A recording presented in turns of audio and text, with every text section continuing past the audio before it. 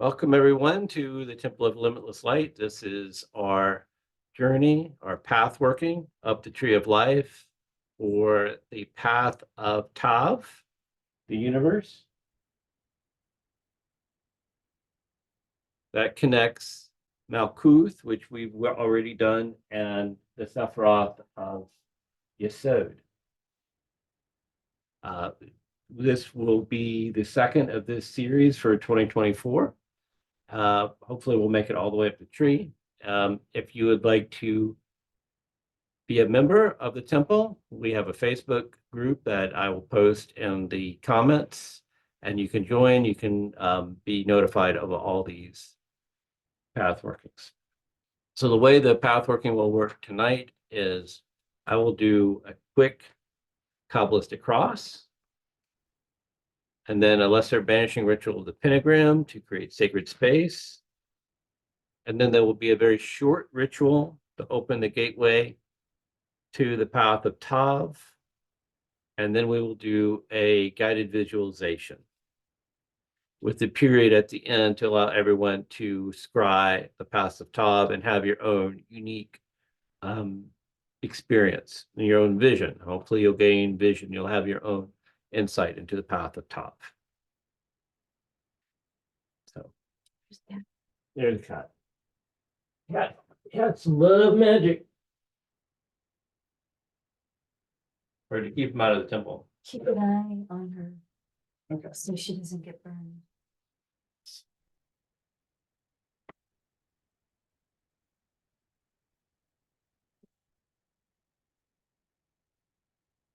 Again, with Kabbalistic cross, so that we all enter into the spirit world together as a unified egregore. First, let's breathe with our deep in our abdomen a few times. Just relax, forget about the day, go into the spirit, sink into your body. Just be aware of the now and the present.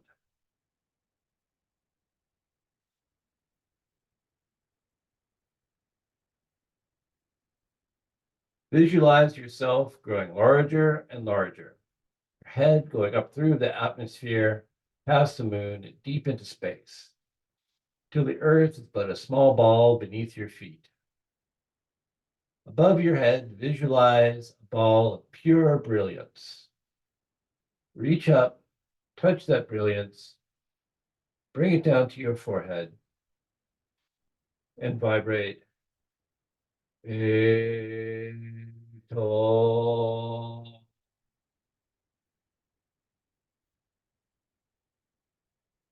Bring the light down to your heart center, where you can silently say the name of your higher self, your inner guru, or just say Adonai.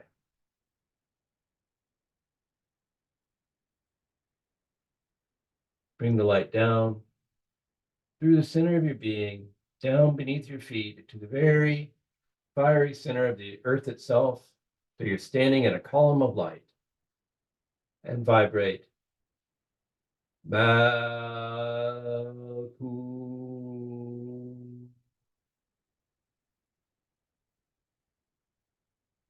Bring the light up to your left shoulder and visualize a ball of blue flame representing Hesed, unselfish love. And vibrate.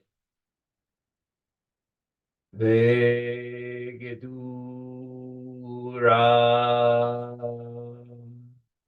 Bring the light across to your right shoulder.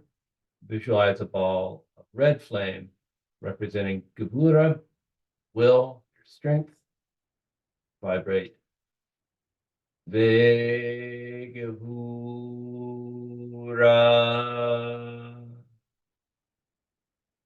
Clasp yourself by the shoulders.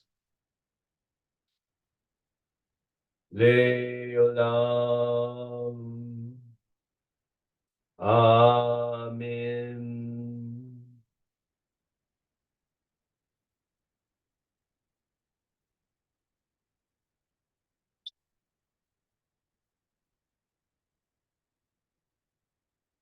The lesser banishing ritual of the pentagram to create sacred space. You want me to do this one facing east, right? I begin by facing east.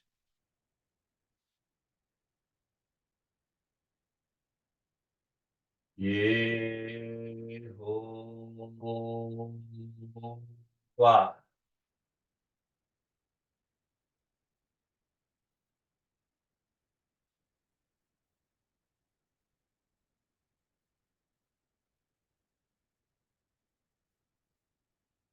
Adonai.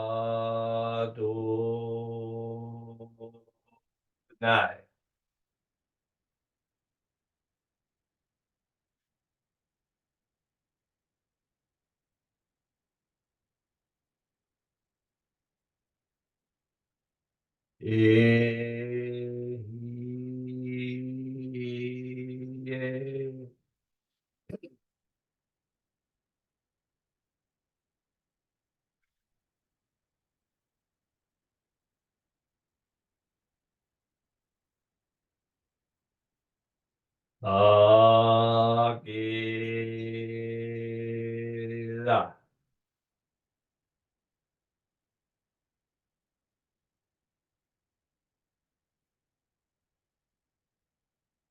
Malkuth, Bigdula, Bigdura,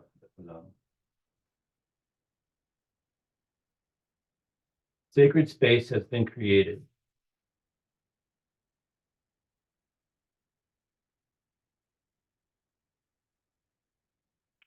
I will now open the gateway to this 32nd path. I summon the high priestess as the guide, who will be the guide on our journey, to aid us and give assistance. I open the gate between worlds. I conjure the high priestess. I open the gates between worlds. I summon the hermit. As the obstacle we must face, the guardian of the past before us. I open the gates between worlds. I invoke the tower. Power is the enemy within our hearts we must overcome or be blocked forever by our own fears. I open the gates between worlds. I open the gate of Malkuth.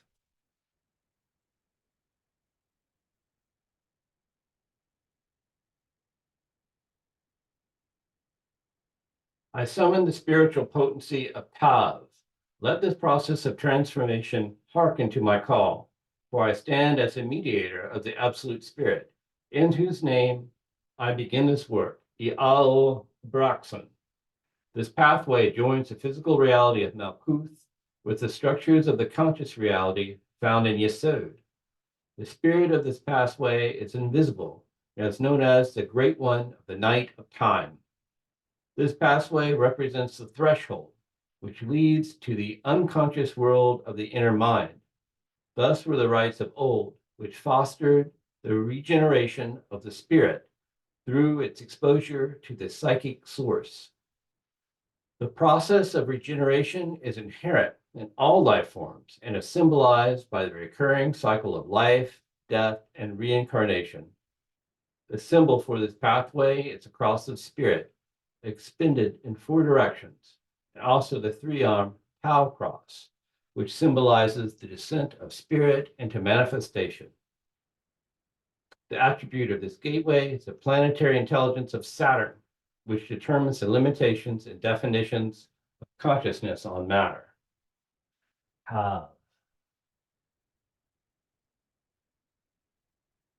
Behold the universe. It's the divine source from which all emanations proceed and all subsequent manifestations return.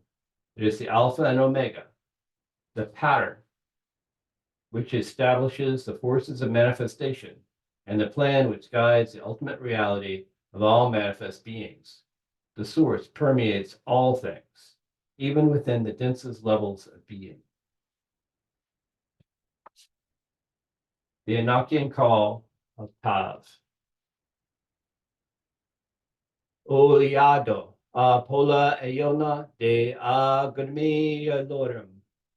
Oderemi o gonusa isibas adesa de zone de ladom.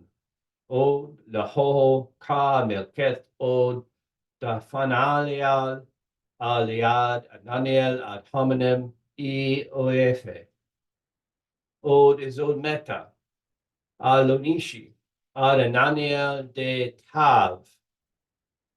Das yel e 33 kiasot I ordena zoda asada de ene de priam ta akatma ka ode das akrimza I tran turzu de a oexal de oliprit al oena quinen I elaga I pragma Olel gonu saga des od yunda ete yutran ilgama zoda od od utirin uran a kalasot odefe de deado o maxai das od irzirdo el ka das cicle od a gona saga isibas ak o gahores ada de o a ozayan de iadon do anal evanzeiam de mirkalo zuda a palomni eonot I odo od odefe a cicle de las olin la fem sabena helaka gozam roinza hegeto gozen exorpim thurthim zalathem bethafa saptiris zanit san ioho tre hetolim nistaim genges letoios amen.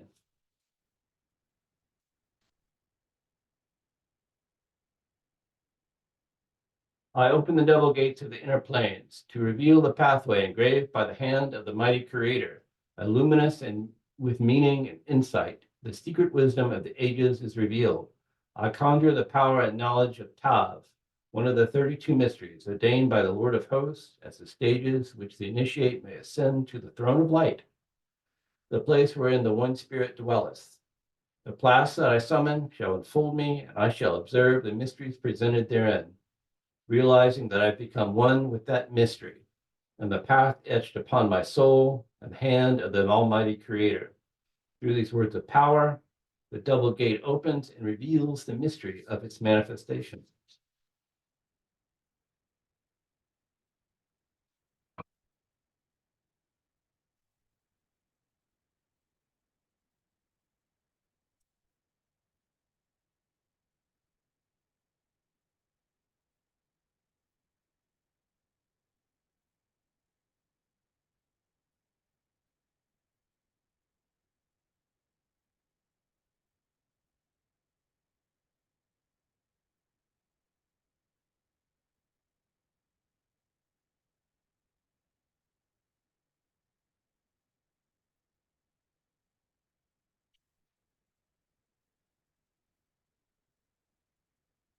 Are you ready?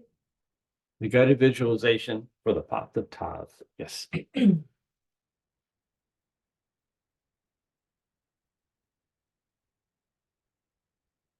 Behind the darkness of your closed eyelids, you begin to visualize the astral temple of the Sephira Malkuth as the journey begins. From the complete blackness, a dim light appears, which permits you to take in your surroundings. You are in the midst of the temple of Malkuth. The earthen brick walls, 10 in number, the ceiling of pure wrought crystal, supported by a vine-encircled oak column. The black and white tiled floor, the sides of the central altar, and the 4 Malkuth colors, the white top of the altar, and the crystal bowl holding the sacred flame. Drawing nearer to the light, you intone the divine name of this place. Adonai. Ares. The altar flame flares brightly, And then you intone the name of those entities who are at home in this temple. The mighty archangel Sandalphon, and the angelic hosts known as the Ashim, the souls of fire, who gather around all places of worship. The altar flame is illuminated by their dancing embers. Within the swirling cloud of incense, a figure appears in the east. Sandalphon, tall and dark-haired, appears in her robes of citrine, olive, russet, and black. She looks at you with the compassionate brown eyes. You salute her with the sign of the emperor, and she answers with the sign of silence. You have entered the immeasurable region. This place is called Thra, the gate. It is the gate of justice, the gate of life, and the gate of death, the gate of tears, and the gate of prayer. It is the gate of the Garden of Eden, and the gate of the daughter of the mighty ones. By what symbol dost thou enter herein?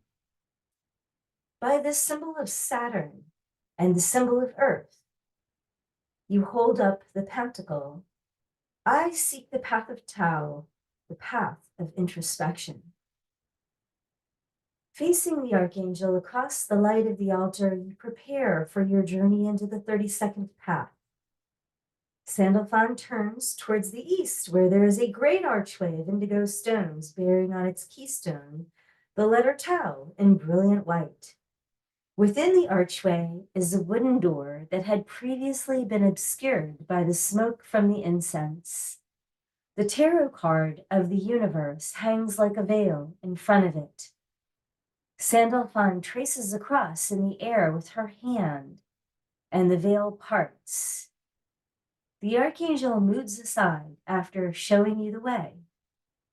It is up to you to open the door. Undaunted, you approach it. Holding out the talisman of Saturn and Earth, you trace it with a large letter Tau. The door slowly opens and you enter the path of Tau. The sun is at its zenith as you step out into a lush, flat river valley. There is a large mountain range, barely visible to the north. Far to the south is a vast desert. But the valley you find yourself in is rich from the silt deposited by the river. Close to the river, there are tall grasses, 5 to 6 feet high, which ring low-lying swampy areas. Away from the river, there are other grasses, wheat and barley, which are native to this area. Man-made canals feed water to the vast, rich fields of grain. You are in the Fertile Crescent, the land between the two rivers, the ancient civilization of Mesopotamia, the cradle of civilization. And before you lies the ancient city of Babylon. In the east is a mighty temple, a ziggurat, having the form of a terraced pyramid.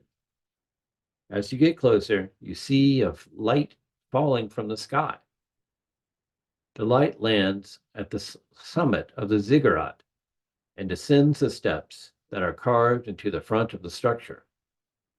As it descends, it begins to take on human shape. A feminine figure emerges from the light, walking down the steps of the temple. She bends back 4 sets of wings around herself. The wings transform into a shimmering fold of a golden robe. On her head is a headdress crowned with 7 pairs of bull's horns, a symbol of royalty. You see dark hair framing a full olive-skinned face. Jewels of lapis adorn her clothing. As the figure reaches the bottom of the temple, you realize that this is the great goddess Ishtar who stands before you. The radiance of this vision is overwhelming, but you soon realize the goddess has come down from the heavens for a purpose, and the goddess speaks.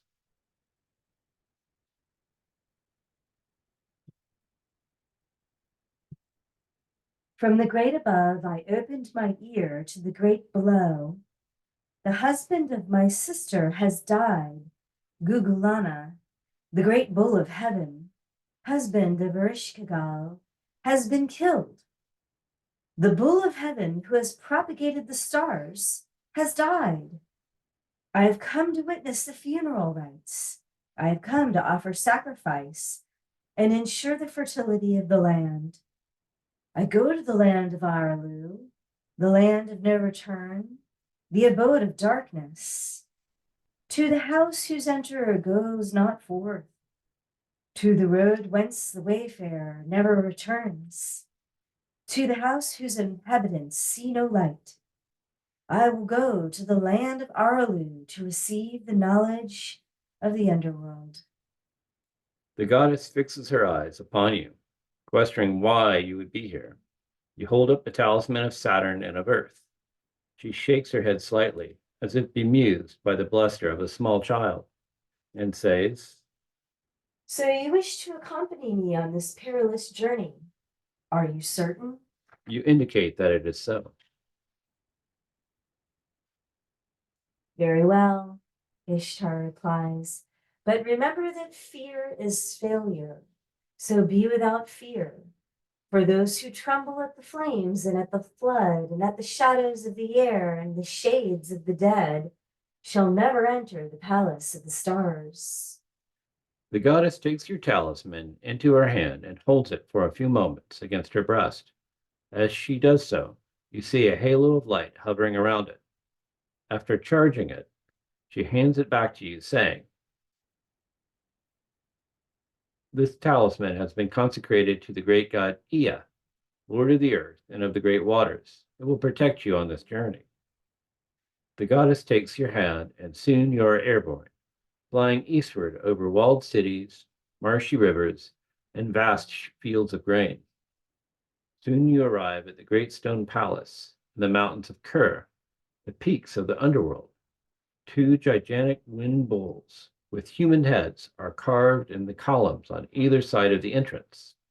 Silent stone sentinels brooding over the gateway to Aralu, the underworld. The goddess approaches the gate and you follow, always a few steps behind. She is met by two guards who bar her way with drawn swords. "Who are you?" asks one of the sentinels. I am Ishtar, queen of heaven, on my way to the east. Gugulana, the bull of heaven, has died, and I have come to witness the funeral rites. I seek the knowledge of the underworld, and I seek to replenish the cup that is empty. I seek the waters of life. The guard takes no notice of you, for you are protected by the consecrated talisman that you bear. Neri, the chief of the guards, replies, "Erishkigal, queen of Aralu, bids her sister to enter, but the queen of heaven must make a sacrifice at each gate. She must remove her royal garments. Let the holy priestess of heaven enter with her head bowed low. The ways of the underworld are perfect. They may not be questioned." The goddess agrees, and Neri unbolts the first gate. She removes her golden horn crown and hands it to the second guard, taking a lighted torch from the wall inside the gate. Neri, the gatekeeper, leads Ishtar down a dark tunnel, descending steps. You follow them. All of creation watches as Ishtar enters the gateway. All over the earth, fertility is suspended. The light from outside soon fades as you descend deeper and deeper into the tunnel. Neri leads silently on as the darkness closes in. The goddess Ishtar follows resolutely behind him. The steps of the tunnel are rough, and you must feel the ground carefully with your feet to avoid stumbling. Ahead is another gate guarded by another armed sentinel. Neri tells Ishtar to remove her necklace of lapis beads. She does so and hands it to the sentinel, who unlocks the gate and moves aside. The three of you continue down to an even darker and steeper tunnel. The ceiling seems to press in on you. Although you can't see it at times, you can feel it against the top of your head. The path twists from one side to the other, and you begin to wonder if taking this journey was such a good idea. A third gate is ahead, barred by another of the underworld guardians. Ishtar is told to remove the double strands of lapis beads from her breast. She does so and hands it to the gatekeeper, who unbolts the gate and allows the three of you to pass. You enter the blackness of an even darker and steeper tunnel. You begin to lose your sense of direction, and you quickly quicken your pace to catch up to the others so you won't get hopelessly lost. The light from Nettie's torch made strange and sinister shadows appear on the tunnel walls. A fourth gate is ahead, and another guardian bars the entrance. Ishtar is told to remove her golden breastplate. She does so and hands it to the sentinel, who opens the gate and permits you and your companions to enter. You descend into darkness and obscurity. The light from Nettie's torch is the only thing that keeps you moving forward more quickly now. You do not want to be left behind in this awful place. An odd thing happens. Voices from your past begin to whisper to you. You can't tell where they are coming from. The voices try to rattle your nerves. They taunt you by pointing out your weaknesses and limitations. They invoke past memories of events that you have tried to forget. They ridicule you for attempting this journey. They berate you for foolishly stirring things up. They implore you to be sensible and return to your normal, everyday life. Go home, they cry.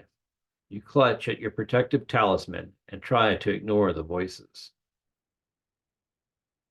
Ahead, your companions have reached the fifth gate. You hurry to catch up to them. Nettie tells Ishtar to remove her gold bracelets. She does so and hands them to the waiting guard. The gate is unlocked and the journey continues. The voices assail you again, but the thought occurs to you that the voices are merely phantasms and echoes. They are archetypes that have entrenched themselves into comfortable niches within your own mind.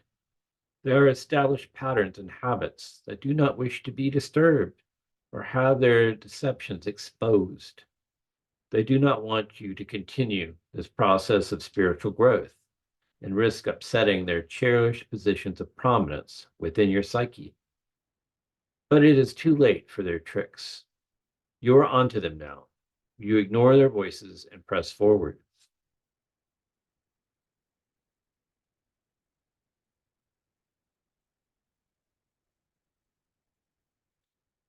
The sixth gate is ahead, and another guardian steps out from the shadows to bar the group's progress.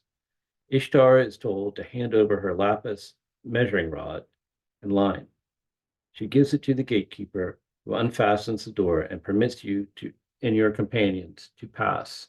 The blackness is so absolute that you wonder if you will ever see light again. The dark journey through the twisted rock seems to take forever. At length you come to the seventh gate. Ishtar is asked to remove her golden robe and walk the rest of the way naked and humbled. Undaunted, the goddess hands her robe to the gatekeeper, and the small troop enters the final pathway into the underworld. Surprisingly, the final descent is no longer as dark as it was previously.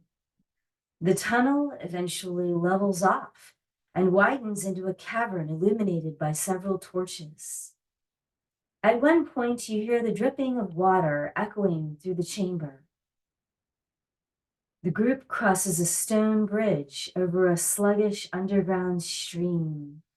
A few steps more, and you realize that you are in a great throne room in the heart of the underworld, facing the goddess Ereshkigal, the terrible queen of the dead.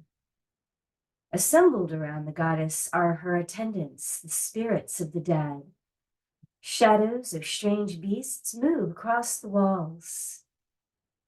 Behind the throne of the dark goddess is an assembly of beings, the Anuna, the judges of the dead. This goddess is frightful to look at. Her skin has taken on the pallor of a corpse. Her robes and hair are the color of dust. Her eyes hold the fury of an enraged beast. Seeing her sister, Ishtar, her lips turn black with rage. Why have you come to the mountains of Kir? She asks. Why have you come to my palace in Aralu? Do you wish to raise the dead? Would you deprive me of my servants? You already have seen the seven holy Meh, the sacred knowledge of the universe. What do you want of me? The bull of heaven has died. I wish to receive the Meh of Aralu. I desire the knowledge of the underworld. So be it.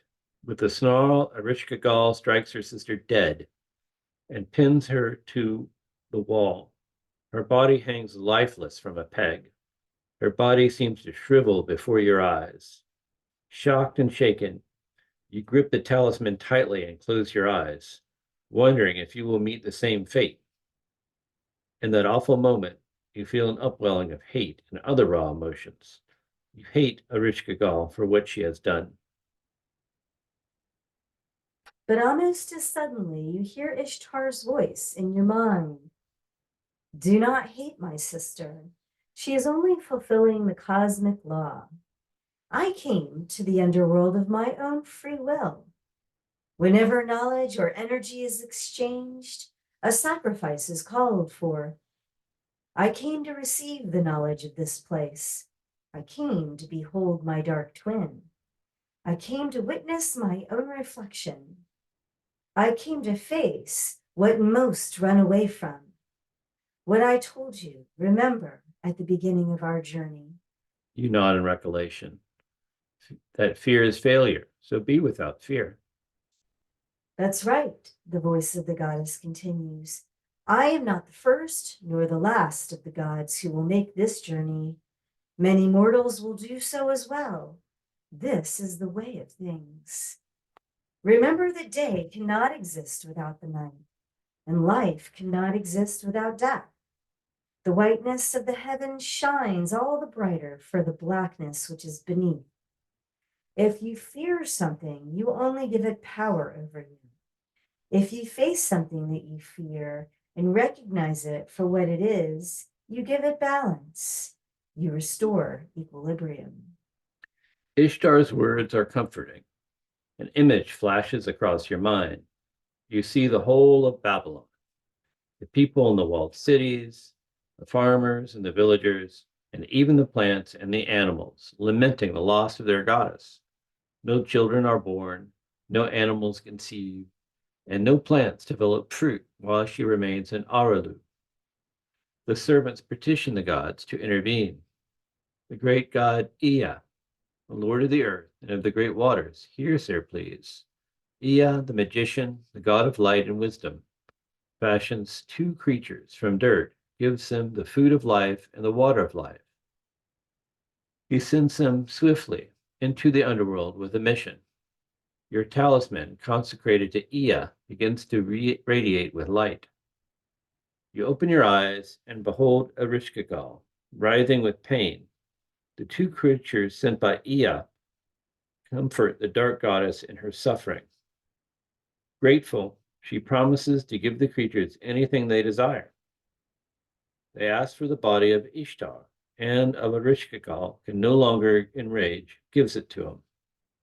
Ea's servants then sprinkle the food of life and the water of life on Ishtar's body. Before your eyes, the color returns to Ishtar's cheeks. Her withered body inflates with life. The great goddess stretches as if waking from a deep sleep. You are overjoyed to see her alive again. Taking her hand, you prepare to depart from the land of the dead. But as you both turn to leave, the Anuna, the judges of the dead, stop you. No one ascends from the underworld unmarked, they announced. If Ishtar wishes to leave, She must provide someone in her place. The goddess responds, Tammuz, my beloved, will take my place. Tammuz, the shepherd king, the god of vegetation, he will stay in the underworld for half the year, and the earth will be barren and cold, but he will return to the land of the living for half of the year. He will return to me in spring, and the earth will again become warm and bear fruit. So be it, declared the assembly of judges. Ishtar and her party began to leave. Before you followed her, you decided that it would be appropriate to offer something of yourself, a type of sacrifice.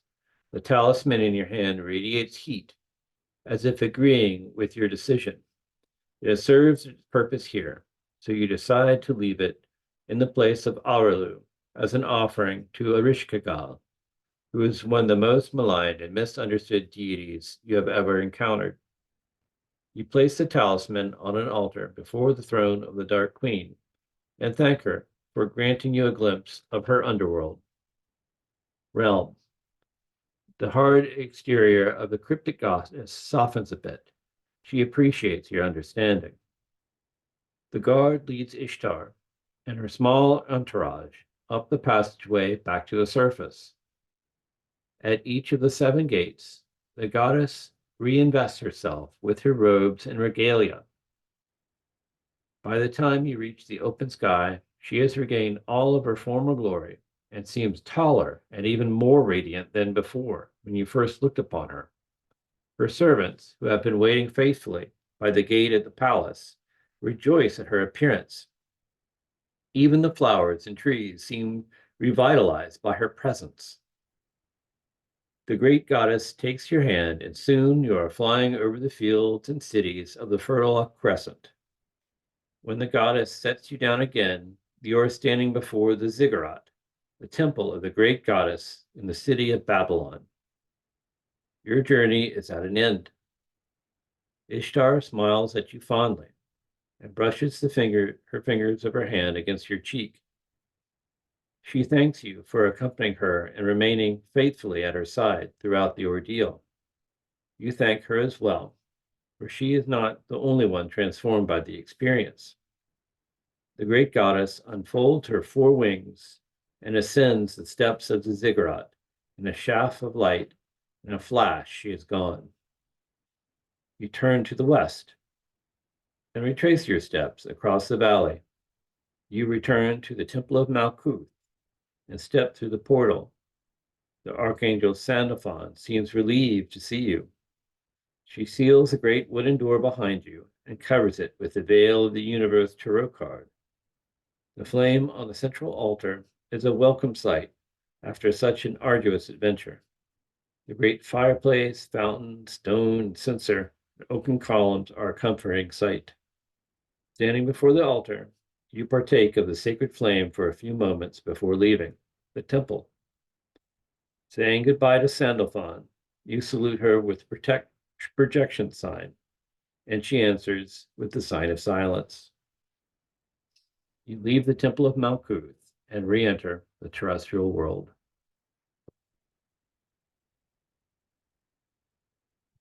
Take for a while.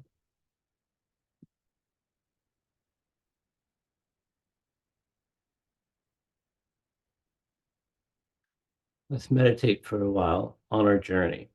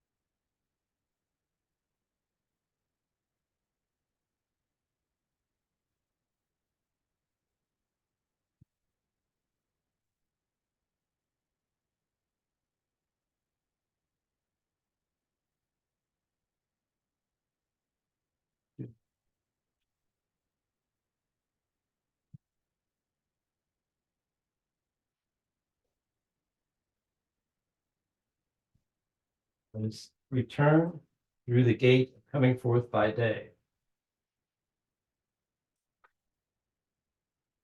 I invoke the moon as the challenge I must face and return, must hold on to the truth and let go of illusion. I invoke the emperor as the guide of return, must return to the world with the boon and apply it to my life, that it may revivify myself and society. I invoke the guardian, that which I must overcome to return to the light of day. I invoke the gates between worlds. I open the gate of coming forth by day.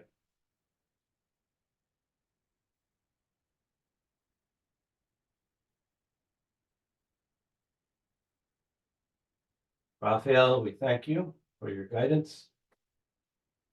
Uriel, we thank you for your grounding. Gabriel, we thank you for your ecstatic states of being. And Mikael, we thank you for your illumination and protection. Do you want to say? By this merit, may all sentient beings know peace. The workings of the path of Tav is now complete. Thank you for joining us.